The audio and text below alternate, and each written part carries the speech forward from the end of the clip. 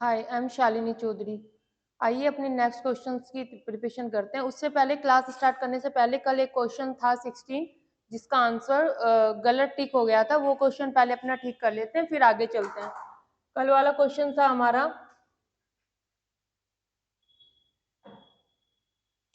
पारिवारिक लक्ष्यों की प्राप्ति हेतु कार्य करने की दिशा का खाका बनाया जाता है। ये मैं आपको समझा भी रही थी, समझाते समझाते आंसर का गलत टिक हो गया था। खाका यानी कि प्रिंट आउट या लेआउट जो बनाते हैं वो किसके थ्रू बनाते हैं, तो वो लक्ष्यों की प्राप्ति हेतु पूछ रहा है हमसे, यानी कि अपने टारगेट तक जाने के लिए जो हम कार्य करते हैं। तो इसका राइट आंसर होगा योजना बनाना। योजना यानी कि प्लानिंग करना। ये इसका क्वेश्चन कल बाय मिस्टेक गलत टिक हो गया था, तो इसको आप सही कर लीजिएगा। नेक्स्ट चलते हैं आज की क्लास पे।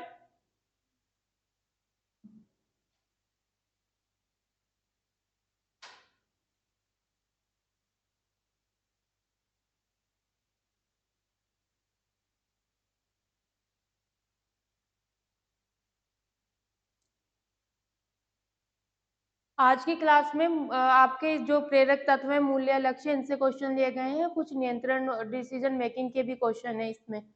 चलिए, फर्स्ट क्वेश्चन है हमारा, किसी बिंदु पर कुछ करने की इच्छा है, यानी कि कोई पॉइंट आपने बनाया है, अपने जीवन का कोई आधार रखा है, उसको कंप्लीट अपने गोल तक पहुंचने की इच्छा कब होती है, कोई भी काम करने की इच्छा कब होती है, जब आपके जीवन का कोई गोल होता है, यानी कि लक्ष्य होता है।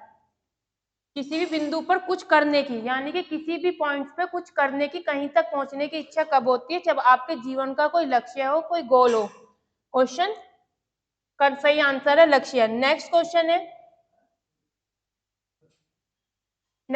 है डैश जीवन को अर्थ देता है। डैश इसमें है लक्ष्य, लक्ष्य, मूल्य, धन, मानक। आपके जीवन को अर्थ देता है, यानी कि जीवन जीने का एक सही मायने में अर्थ बताता है कि आप क्या क्यों जी रहे हो। आप हर व्यक्ति के जीवन में कुछ ना कुछ टारगेट होता है, कुछ लक्ष्य होता है कि उसको वो टारगेट लेना है अपना। तो वो टारगेट तक पहुंचने के लिए क्या करते हैं, उसने एक डेफिनेशन ये दी है कि जीवन को अर्थ देता है, यानी कि जीवन को जीने की सही राह बता दिखाता है। कौन सही आंसर होगा इसका? मूल्य। जो हमारे मूल्य होते हैं वो जीवन को सही तरीके से जीने का रास्ता बताते हैं। नेक्स्ट क्वेश्चन है हमारा,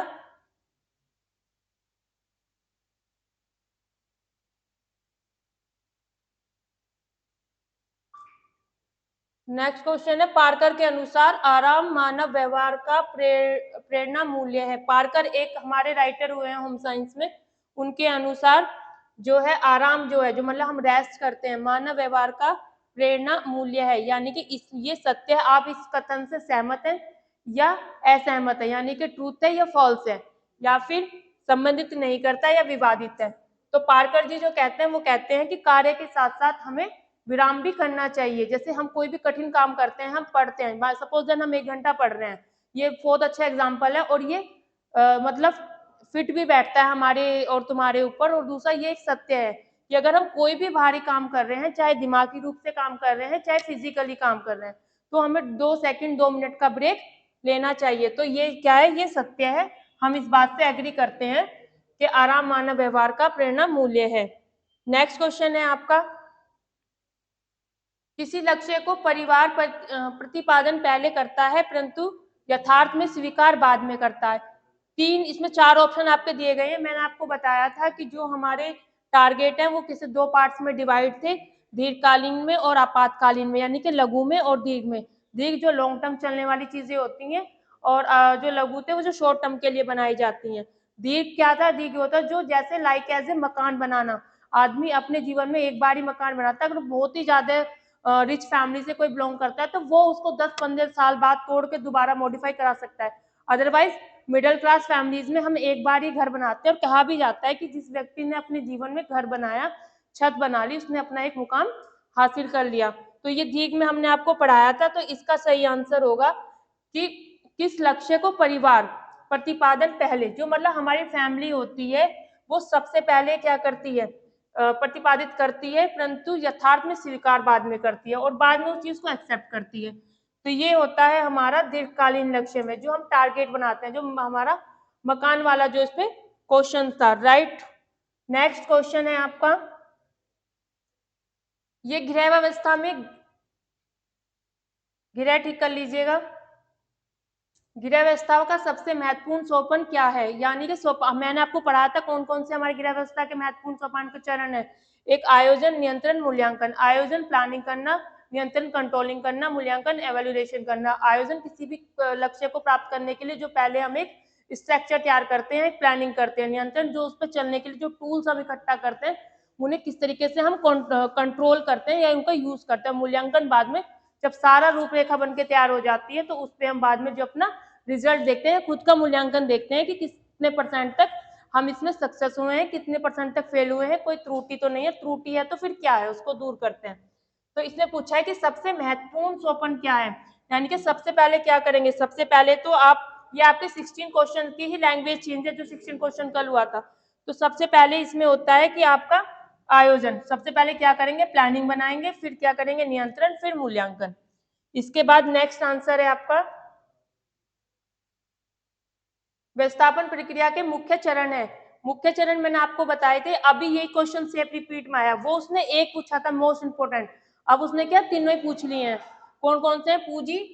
पूंजी, समय, श्रम, या फिर आयोजन, नियंत्रण, मूल्यांकन, या फिर मशीन, पूंजी, श्रम, या मैनेजर, क्लर्क, कार्मिक। लेकिन उसने व्यवस्थापन के पूछे हैं, होम मैनेजमेंट के, तो हमने तो पढ़ ही रखे हैं कि कौन से हैं। तो सही आंसर होगा आयोजन, नियंत्रण, मूल्यांकन, जो कि मैंने आपको अभी बताया था। नेक्स्ट क्वेश्चन है हमारा, मूल्य बनते हैं। मूल्य किससे बनते हैं? मूल्य मैंने आपको बताया था, लिखवाया भी था, जिसमें एग्जाम्पल में बताया था कि जैसे माँ बेटे का प्यार, किसी को गुलाब का फूल पसंद है, किसी को कमल पसंद है, किसी को गुड़हल पसंद है, जो उसकी खुद की इंटरनली फीलिंग्स होते हैं जिनको हम छू नहीं सकते, उनसे बनते हैं। लाइक दिस पढ़ते हैं, मूल्य बनते हैं किससे? मानव रुचि, इच्छा तथा अनुभव से, व्यक्तिगत तथा स्थिति के बीच आंतरिक क्रिया से, मानवीय विकास तथा समस्याओं का हल निकालने में, या उपयुक्त सभी। तो ये सारे ऑप्शन इसके सही हैं, उपयुक्त सभी, क्योंकि मनुष्य की जब रुचि होगी, उसकी इच्छा होगी, उसका एक्सपीरियंस होगा लाइफ में, तभी वो क्या करेगा, दो स्थिति समस्याओं के प्रति या अपनी दो कंडीशंस के प्रति क्या करेगा, विचार विमर्श कर सकेगा या उसमें सरवाइव कर पाएगा। ये इसके चारों क्वेश्चन सही है, तो उपयुक्त सभी के साथ हम इसमें जाएंगे। नेक्स्ट क्वेश्चन है आपका, प्रबंधन के उत्प्रेरक कारक हैं। बताया था कि उत्प्रेरक कारक होते हैं, चरण अलग होते हैं और उत्प्रेरक कारक अलग है। तो जो है हमारे उत्प्रेरक कारक कौन से हैं? मूल्य, लक्ष्य, स्तर, यानी कि उपयुक्त सभी तीनों है। मूल्य क्या है? हमारी वैल्यूज है। लक्ष्य क्या है? हमारा गोल है। और स्तर क्या है? स्टैंडर्ड। स्टैंडर्ड यानी कि जैसे हम किसी को मापते हैं, कंपैरिजन करते हैं, यानी कि अपने स्टैंडर्ड देखते हैं ना कि भाई वो हाई फैमिली से बिलोंग करता है, उसका स्टैंडर्ड क्या है, हम अपने स्टैंडर्ड को जो मेंटेन करते हैं। तो उत्प्रेरक तत्व हैं हमारे होम मैनेजमेंट की, जो उत्प्रेरक तत्व हैं वो हैं उपयुक्त सभी। और चरण कौन से? आयोजन, नियंत्रण, मूल्यांकन। नेक्स्ट क्वेश्चन, भारत सरकार द्वारा नियोजन आयोग की स्थापना कब हुई थी? ये क्वेश्चन आपका जीआईसी का है, तो इस क्वेश्चन को थोड़ा सा मैंने इसमें एक्सप्लेनेशन भी दिए, वो देख लीजिएगा। अगर वो पूछता है कि भारत सरकार द्वारा नियोजन आयोग की स्थापना की गई थी, तो 1950 में की गई थी, जो कि 2015 में इसका नाम बदलकर NITI नीति कर दिया गया था, जिसका फुल फॉर्म इसमें दिया है कि national institution for transformation India आयोग कर दिया गया था 2015 में इसका नाम चेंज करके। तो अगर वो पुराने नाम से पूछता है तो हम 1950 के साथ जाएंगे। अगर वो नीति से पूछता है या फिर ये बोलता है कि इसका नाम कब बदला गया, तो यहाँ पे सन चेंज कर देगा और यहाँ 2015 देता है। अगर इसकी जगह बोलता है कब स्थापना हुई, नहीं कब बदला गया, इसका नया नाम कब बदला गया, तो 2015 के साथ जाएंगे। नेक्स्ट क्वेश्चन है आपका, management in family living book के लेखक कौन है? ये एक बहुत ही फेमस और बहुत ही अच्छी बुक है। तो इसके, और आई होपफुली कि आप सभी जानते होंगे कि इसके लेखक कौन है। इसके लेखक है निखिल, ये निखिल है, कर लीजिएगा सही, निखिल एंड डॉर्सी। ये टाइपिंग, हिंदी टाइपिंग में थोड़ा मिस्टेक हो जाता है, तो इसको आप देख लीजिएगा एक बार। नेक्स्ट क्वेश्चन है, कौन सा प्रबंधन का कार्य है? प्रबंधक यानी कि जो आपका मैनेजर होता है घर का, पर याद रखिएगा कि प्रबंधन क्या होता है, जो आपका घर का मैनेजर है, घर का मुखिया है, तो उसको सबसे बड़ा कार्य क्या होगा, अधिक्रम होगा, नव परिवर्तन होगा, पहल होगा, या कार्य का विभाजन करना होगा। अधिक्रम नहीं हो सकता, नव परिवर्तन नहीं हो सकता, वो बार बार परिवर्तन ही करता रहेगा तो काम कब करवाएगा। पहल कोई ऑप्शन नहीं है, तो इसका सही आंसर होगा कार्य का विभाजन करना। क्यों? क्योंकि परिवार का मुखिया या कोई भी जिम्मेदार या किसी भी इंस्टीट्यूट का हेड क्या होता है, लाइक फॉर एग्जाम्पल अगर हम किसी स्कूल का एग्जाम्पल लें, स्कूल में प्रिंसिपल होता है, तो वो क्या करता है, वो काम को डिवाइड ही तो करता है, टीचर्स में, पियोन्स में, और वाइस प्रिंसिपल में, कोऑर्डिनेटर में, सबकी ड्यूटीज डिवाइड कर देता है, जिससे क्या है, जिससे काम करना एक ईजी हो जाता है और काम कम समय में इजीली सफलतापूर्वक पूरा कर लिया जाता है। तो इसका आंसर होगा कार्य का विभाजन करना। नेक्स्ट क्वेश्चन है आपका,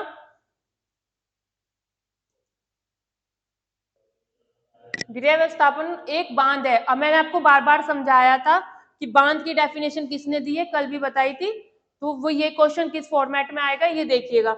गृह व्यवस्था एक बांध के समान है जिसके द्वारा संसाधनों को नियमित किया जा सकता है।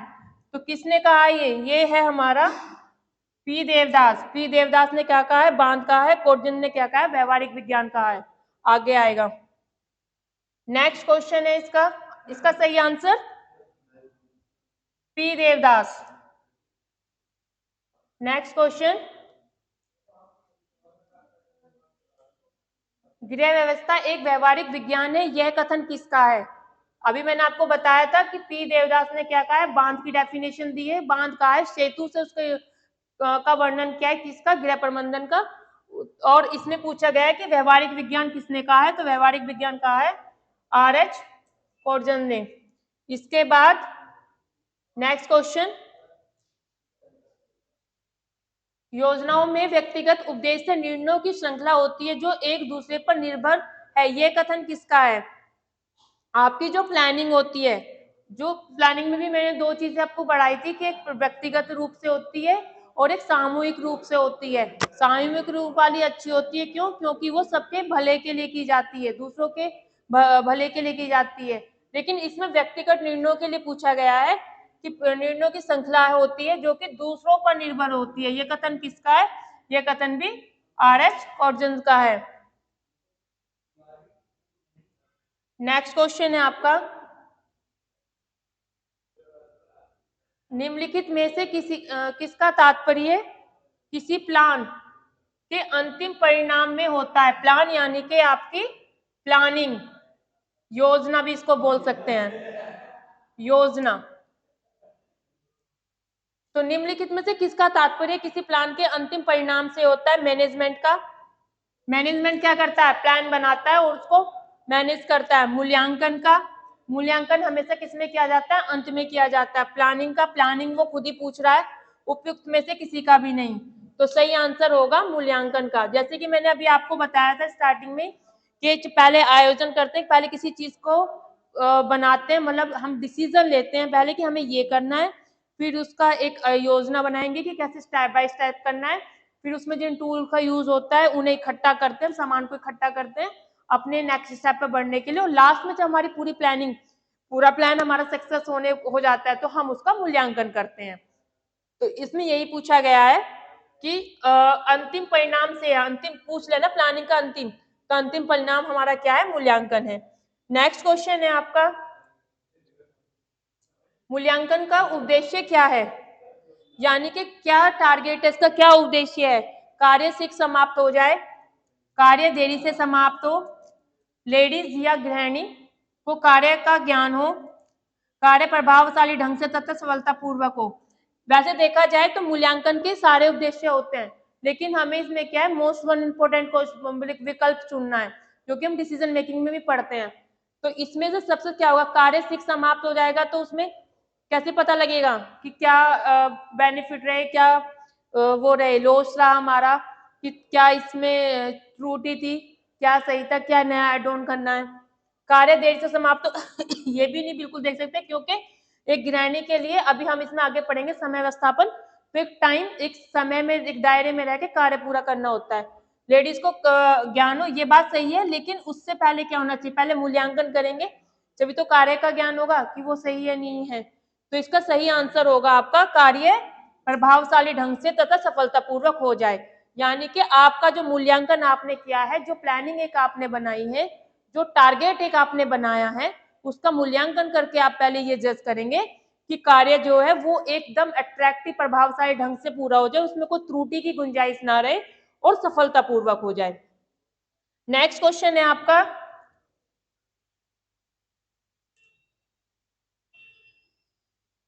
निर्णय करने में उन उद्देश्यों का अस्तित्व निहित है जिनकी प्रति उनका प्रतिस्थापन किया गया है। यह कथन किसका है? यह पूरी एक डेफिनेशन है, एक राइटर की डेफिनेशन है। उन्होंने कहा है, उन्होंने क्या बताया, डिसीजन मेकिंग की ये हम बात कर रहे हैं कि निर्णय करने में उन उद्देश्यों का अस्तित्व निहित होता है। अस्तित्व निहित से मतलब है कि जब हम कोई डिसीजन लेते हैं किसी भी काम को करने के लिए, या डिसीजन लेकर कोई कार्य करते हैं, सपोज देन कि मैंने एक डिसीजन लिया कि मेरे को टीचर बनना है, ये मेरा डिसीजन था, पर्सनल डिसीजन था कि मेरे को टीचर बनना है, तो उसमें जो अस्तित्व में निहित है, इसके प्रति जब मैंने स्थापित किया, अपने आसपास का माहौल एक बनाया, अपने आसपास उसके लिए बुक्स मंगाई, कोचिंग्स को मतलब फॉलो किया, टीचर्स को फॉलो किया, एक सिलेबस देखा, फिर उसको पढ़ा, टॉपिक बाय टॉपिक पढ़ा, प्रैक्टिस सेट करी, तो सारी चीजें जो करी, तो वो यही कह रहा है कि निर्णय लेने में उन उद्देश्यों का अस्तित्व निहित होता है जिनके प्रति प्रतिस्थापित किया गया हो। यह उद्देश्य, यह किसका है? यह ड्यूट्स थॉमस का, थॉमस याद रखना इसमें। नेक्स्ट क्वेश्चन है आपका, निर्णय प्रक्रिया का प्रथम सोपान क्या है? यानी कि वही निर्णय प्रक्रिया में हम सबसे पहला सोपान क्या रखते हैं? कौन कौन से मैंने निर्णय प्रक्रिया में कुछ चीजें आपको बताई थी कि सबसे पहले वो क्या करेगा निर्णय प्रक्रिया में, देखेगा ना, बताता कि समस्या को देखेगा, फिर एक उपयुक्त में से भी एक अच्छा विकल्प चुनेगा, फिर उसको परिभाषित करेगा, मूल्यांकन करेगा, ये सारी चीजें मैंने आपको क्लास में पढ़ाई थी। तो प्रथम सोपान क्या है इसका? सबसे पहला सोपान है निर्णय किए जाने वाली समस्याओं की व्याख्या। पहला है इसमें उपयुक्त विकल्प का चयन करना। चयन कब करेंगे? चयन तब करेंगे तब हमें अपनी समस्या पता होगी कि समस्या क्या है। सेकंड है इसमें निर्णय की जाने वाली समस्याओं की व्याख्या करना। थर्ड है इसमें निर्णयों के परिणामों को स्वीकार करना और उपयुक्त में से कोई नहीं। तो इसका सही आंसर होगा, सब हमारे पास हमें ये पता होगा कि हमारी क्या समस्या है, हमारी प्रॉब्लम क्या है, तभी तो हम उसको पहले सबसे पहले स्टेप पे हमें अपनी समस्या को जानना है कि समस्या क्या है, या ये कह सकते हैं समस्या को परिभाषित करना है, उसके बाद उसका विकल्प चुनना है, उसके बाद वो उपयुक्त विकल्प में से भी एक अच्छा विकल्प चुनना है, तो उसके बाद आपका मूल्यांकन और बाकी के स्टेप आते हैं। तो इसका राइट आंसर होगा निर्णय की जाने वाली समस्याओं की व्याख्या करना। नेक्स्ट आपका है, वह निर्णय जो परिवार का एक सदस्य लेता है जिसमें सिर्फ निर्णय लेने वाला व्यक्ति ही प्रभावित होता है। अब ये जो सेल्फ मैंने व्यक्तिगत की बात करी थी, अभी ये वो क्वेश्चन वही वाला क्वेश्चन है कि परिवार का एक सदस्य लेता है, यानी कि कोई भी एक फैमिली मेंबर लेगा और इसमें सिर्फ निर्णय लेने वाला व्यक्ति ही प्रभावित होता है। यानी कि अगर मैंने अपना डिसीजन लिया था कि मेरे को टीचर बनना है, तो मैं उसमें सफल हूं या फेल हूं, वो क्या है, वो मेरा अपना व्यक्तिगत निर्णय था, उसे मैं अपनी फैमिली पे नहीं थोप सकती, अपने फ्रेंड्स पे नहीं थोप सकती कि तुम्हारी वजह से ऐसा हुआ। तो इसमें क्या है कि क्वेश्चन की लैंग्वेज से समझ में आ रहा है कि वो कौन सा निर्णय है, कि अब एक डिसीजन लिया आपने, परिवार में किसी ने एक डिसीजन लिया जो सिर्फ उसने अपने हित के लिए लिया, तो वो क्या होगा? व्यक्तिगत होगा, पर्सनल होगा। नेक्स्ट, एक अच्छा प्रबंधक है जो, प्रबंधक यानी कि प्रबंधक क्या होता है? चलने वाला, एक मैनेजर जो किसी चीज को ऑर्गेनाइज करता है, एक ऑर्गेनाइजर। तो जो एक अच्छा प्रबंधक है वो है नियंत्रण निरीक्षण करता है, उत्तरदायित्व को दूसरे पर सौंपता है, कर्मचारियों के कार्यों में हस्तक्षेप करता है, उपयुक्त में से कोई नहीं। यानी कि जो एक अच्छा मैनेजर होता है, प्रबंधक होता है, वो हमेशा क्या करेगा? वो क्या अपनी जिम्मेदारियां दूसरों पे थोप देगा? नहीं, कर्मचारियों के कार्यों में हस्तक्षेप करेगा। वो अपना जो उसने ऑर्गेनाइजिंग बनाई है, जो संस्था बनाई है, उसमें जो काम कर रहे हैं उन्हें काम करने से रोकेगा या उनके काम में बाधा बनेगा? बिल्कुल भी नहीं। उपयुक्त में से कोई नहीं हो नहीं सकता, तो निरंतर निरीक्षण करता रहेगा। यानी कि जो मैनेजर होता है वो टाइम टू टाइम जाके चेक करता रहता है कि कार्य ठीक हो रहा है या नहीं हो रहा है, अगर हो रहा है तो उसमें क्या कमी है। नेक्स्ट क्वेश्चन, पार्कर के अनुसार मानव व्यवहार की प्रेरणात्मक मूल्य है। अब पार्कर जी फिर आ गए, ये बहुत Parker, Nickell and Dorsey, Gross and Crandall, home science के बहुत ही प्रियतम राइटर है। तो इनकी डेफिनेशन, इनकी वन लाइन क्वेश्चन, इनकी कोटेशन हमेशा याद रखना। तो इसने पूछा है कि अनुसार मानव व्यवहार की प्रेरणात्मक, यानी कि जो आपको मोटिवेट करती हो, आपको आगे बढ़ने की प्रेरणा देती हो, मूल्य है, कौन कौन से हैं? आराम, स्वास्थ्य तथा खेल, प्रेम, ज्ञान की इच्छा, महत्वाकांक्षा, उपयुक्त सभी, इनमें से कोई नहीं। अभी हमने पढ़ा था इससे सबसे पहले क्वेश्चन में कि पार्कर जी ने क्या कहा था, आराम को मानव व्यवहार में जोड़ा था। तो आराम आएगा, स्वास्थ्य भी आएगा, खेल भी आएगा, क्योंकि जब आदमी काम करेगा थकेगा तो आराम भी जरूरी है। मन स्वस्थ होगा तो उसका काम करने में मन लगेगा और खेल खेल के माध्यम से वो काफी कुछ सीखता है। फिर है प्रेम, ज्ञान की इच्छा व महत्वाकांक्षा। प्रेम यानी कि जैसे माँ बेटे का प्रेम, या भाई बहन का प्रेम, या दूसरे प्रेम जो आजकल चल रहे हैं, कुछ भी देख सकते हैं। ज्ञान की इच्छा रखना, ज्ञान यानी कि उसको नॉलेज को पाने की इच्छा रखता है, वो रुचि, रुचि भी आ सकता है इसकी जगह, रुचि रखना, इंटरेस्टेड करना। महत्वाकांक्षाएं, उसकी जो डिजायर है, इच्छाएं, उनको फुलफिल करना। उपयुक्त सभी, तो इसका आंसर होगा उपयुक्त सभी। नेक्स्ट क्वेश्चन है आपका, घर में प्रबंधक कहलाता है, क्या कहलाता है? केवल कार्य करना। घर में जो गृहिणी जो होती है, या फैमिली का कोई मुखिया कह लो, head of the family member कह लो, क्या कहलाता है? केवल कार्य करना। एक चीज मैं आपको बता दूं, ये कुछ कीवर्ड्स होते हैं जो सीटेट में भी काफी पूछे जाते हैं और सभी एग्जाम में। केवल जो होता है, केवल हमेशा नेगेटिविटी को शो ऑफ करता है, ये पॉजिटिव पॉइंट की तरफ जाता ही नहीं है। तो केवल कार्य करना, ये शायद कोई आपको नहीं बताएगा, वो रटवाएगा, लेकिन केवल हमेशा 99% जो होते हैं वो नेगेटिविटी का आंसर को डोनेट करता है। तो केवल कार्य करना होगा नहीं, क्योंकि सिर्फ वो कार्य करेगा, वो ये नहीं देखेगा कि मेरे कार्य करने से क्या मेरे फैमिली मेंबर संतुष्ट हैं या नहीं है, किसी को हर्ट तो नहीं हो रहा, किसी की हानि तो नहीं हो रही, क्या वह सबके लिए वह डिसीजन सही है नहीं सही है, तो ये रॉन्ग है। परिवार के मुखिया की जिम्मेदारी, परिवार के मुखिया की जिम्मेदारी अच्छा प्रबंधक कहलाता है? नहीं, ये भी नहीं होगा। पारिवारिक साधनों का प्रयोग, सिर्फ प्रयोग करेगा, इसका सही आंसर होगा पारिवारिक लक्ष्यों की प्राप्ति के लिए साधनों का प्रयोग करना। यानी कि जो परिवार के लिए एक टारगेट बनाया गया है, एक योजना बनाई गई है, एक लक्ष्य रखा गया है, उनके लिए जो टूल्स हम यूज करते हैं उनका सही तरीके से प्रयोग करना। नेक्स्ट क्वेश्चन है आपका, निर्णय लेने की प्रक्रिया का सही क्रम बताइए। अब जो हमने भी निर्णय वाला पढ़ा था, समस्या समाधान वाला, वही क्वेश्चन ये आपको अरेंज करना है, इसका आपको खुद बनानी पड़ेगी। टेबल मैंने इसमें नहीं दी है, क्योंकि मैं इसको अपने फोन से ही पेपर टाइप करती हूँ, तो वो उसमें थोड़ा लंबा हो जाता है, इसलिए मैंने दिया नहीं है। तो इस क्वेश्चन में क्या होगा, ये चारों क्वेश्चन आपके विकल्प सही है, लेकिन इनको आपको अरेंज करके लिखना है। सब समस्या की व्याख्या करना, विकल्प चुनना, वैकल्पिक समाधानों का प्रयास करना, निर्णयों के लिए जिम्मेदारी लेना, या विकल्पों पर विचार करना। अब इसको हम सही कैसे करेंगे? सबसे पहले ऑप्शन कौन सा आएगा? Can you gas? कर सकते हो कि सबसे पहले हमें क्या करना चाहिए, बताइए। सबसे पहले क्या था, सबसे पहले समस्या की व्याख्या करेंगे, यानी कि नंबर 1। जब हमें ये पता होगा कि हमारी प्रॉब्लम्स क्या है, हम उसको डिफाइन कर पाएंगे, परिभाषित कर पाएंगे, तभी तो उसका हल ढूंढेंगे। तो फर्स्ट ऑप्शन आपका होगा समस्या की परिभाषा प्रभावित करना। सेकंड होगा विकल्प समाधान का प्रयास करना, यानी कि जो भी हमारे पास ऑप्शंस है उनको इकट्ठा करने की कोशिश करेंगे कि हमारे पास कितने ऑप्शंस हैं, कितने तरीके से हम अपनी प्रॉब्लम से बाहर निकल सकते हैं। तो सेकंड इसका होगा थर्ड। फिर उसके बाद होगा इसका विकल्प का चुनना। फिर मैंने आपको बताया था, जो हमने डिसीजन मेकिंग की क्लास करी थी, कि I have a lots of options, कि हमारे पास बहुत सारे ऑप्शंस हैं, लेकिन उसमें से विच वन बेस्ट, कौन सा बेस्ट है, तो वो हम उपयुक्त विकल्प चुनेंगे। तो ये आएगा आपका सेकंड नंबर पर। देन आएगा आपका निर्णय के लिए जिम्मेदारी लेना, या फिर विकल्पों पर विचार करना। तो इसमें आएगा फिर आपका चौथे नंबर पर विकल्पों पर विचार करना। जो आपने ऑप्शन चुने हैं, आप एक बार सोच विचार विमर्श करेंगे, किसी की सलाह परामर्श करेंगे कि क्या आपका सही है या नहीं है। अगर सही है तो फिर उसको वहां पे लेंगे। फिर नेक्स्ट आपका आएगा फिफ्थ, ये फोर्थ वाला, निर्णयों के लिए जिम्मेदारी लेना, 5 और ये 4। सही आंसर बना इसका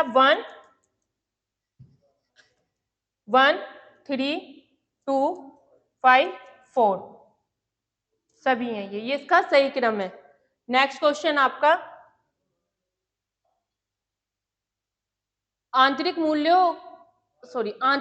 महत्वपूर्ण है किसके लिए? आंतरिक कौन सा? इंटरनली, जो अपने लिए जाते हैं, जो व्यक्तिगत होते हैं, पर्सनल होते हैं। अभी ये क्वेश्चन वो भी पढ़ा था ना कि परिवार का जो अपने आप से लक्ष्य के लिए डिसीजन ले रहा हो, तो आंतरिक से ही समझ में आ रहा है कि इंटरनली यानी कि स्वयं के लिए किए जाने वाले।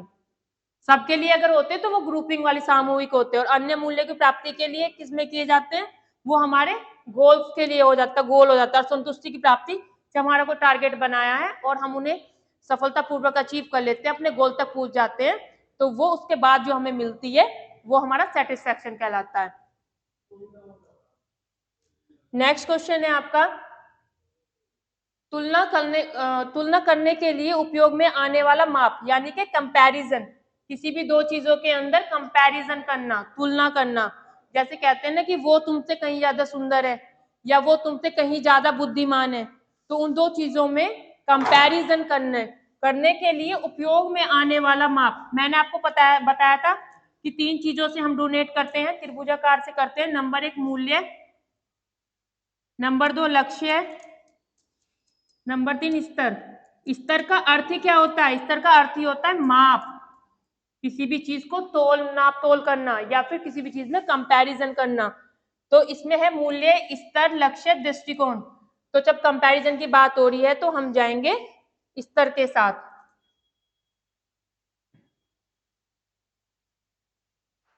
बस ये आपके 25 क्वेश्चंस थे डिसीजन मेकिंग के, और आपके जो ये उत्प्रेरक तत्व मूल्य और स्तर के, इस तरह के क्वेश्चन थे। बाकी हम जब कंटिन्यू क्लास करेंगे तो लास्ट में हमारा टॉपिक यूनिट पूरी कंप्लीट हो जाएगी एचएम के, तो कंबाइन करके करेंगे। नेक्स्ट क्लास में अब हम अगला टॉपिक अपना पढ़ेंगे।